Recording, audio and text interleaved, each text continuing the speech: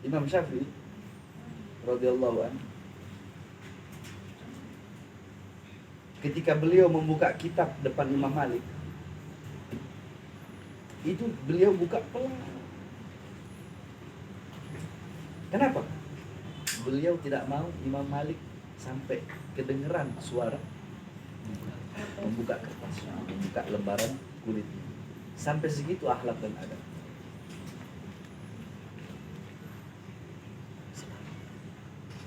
Dulu ada Imam siapa, anak lupa nih, kayak apa, abah sama anak lupa. Ada di kitab Manhajus Sawi juga lupa. Anak lupa siapa namanya. Lagi naik kuda ini.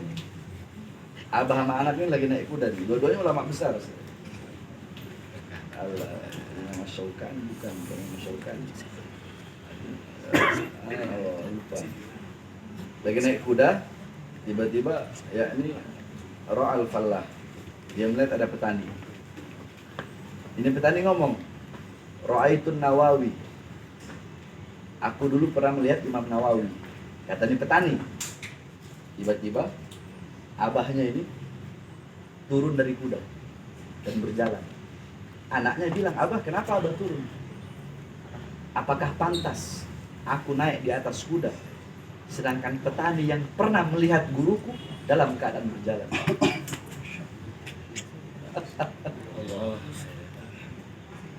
Padahal Imam Nawawi udah meninggal itu, bukan masih hidup. Jadi akhlak adab kepada guru bukan hanya ketika masih hidup.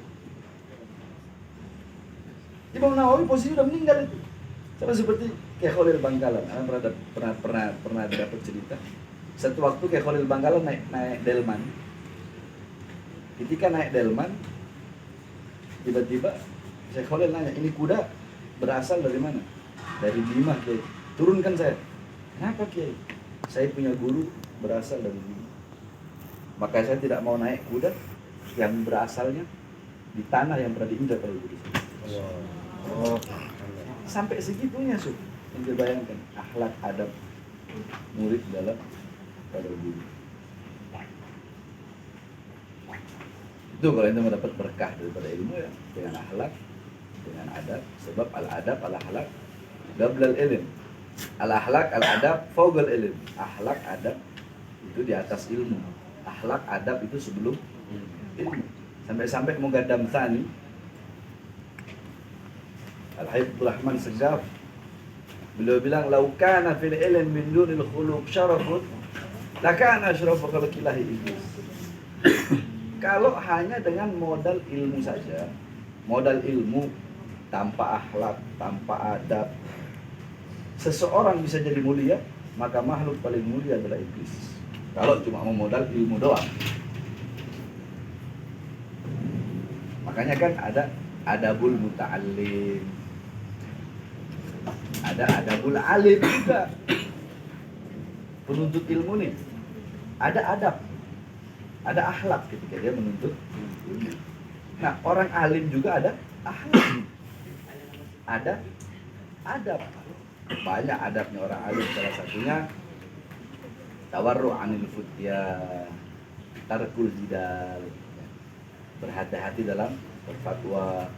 Di zaman sahabat Rasulullah, di zaman sahabat ketika itu para sahabat Nabi lagi berkumpul, ada satu orang bertanya satu pertanyaan.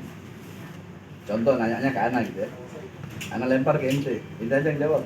Nanti dilempar lagi sama sahabat satunya, dilempar lagi, terus sampai pertanyaan itu kembali ke orang yang pertama. Kenapa? Saking berhati-hatinya mereka dalam berfatwa. Gak sembarangan ngeluarin fatwa intoleran, radikal, Habib radikal, intoleran. Al-Imam Malik kata beliau apa? "Aku tidak berani mengeluarkan fatwa sebelum ada 90 orang, yang dimana 90 orang itu harus mengakui bahwasanya aku bisa mengeluarkan fatwa.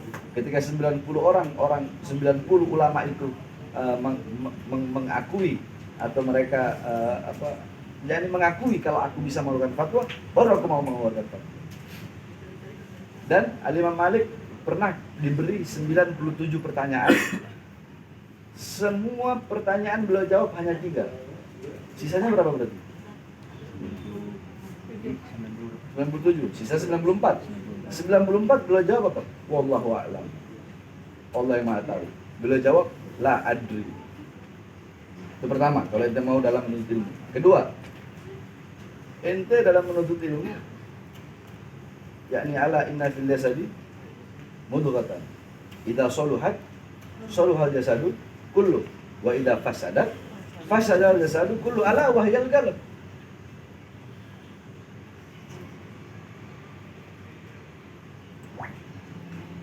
Yakni di dalam hati, di dalam diri manusia itu ada segumpal daging.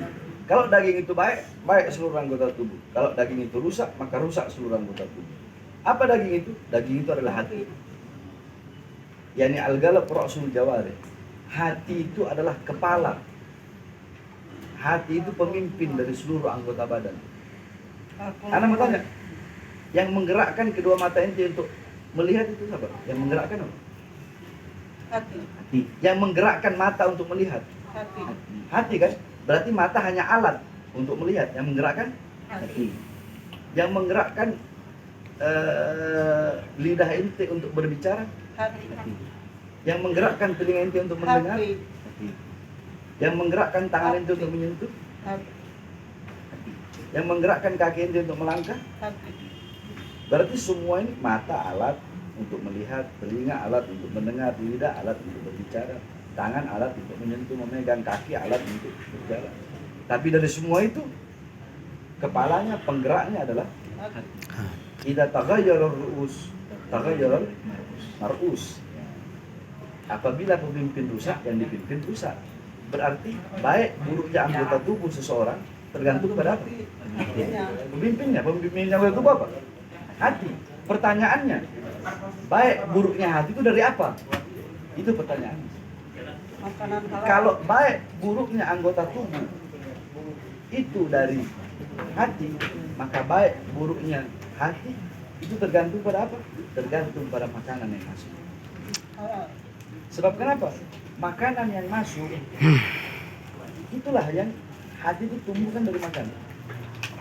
Maka salah satunya apa berarti kalau ente mau menuntut ilmu? Ente harus warok.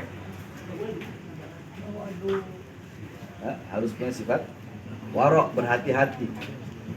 Bagaimana waroknya para ulama?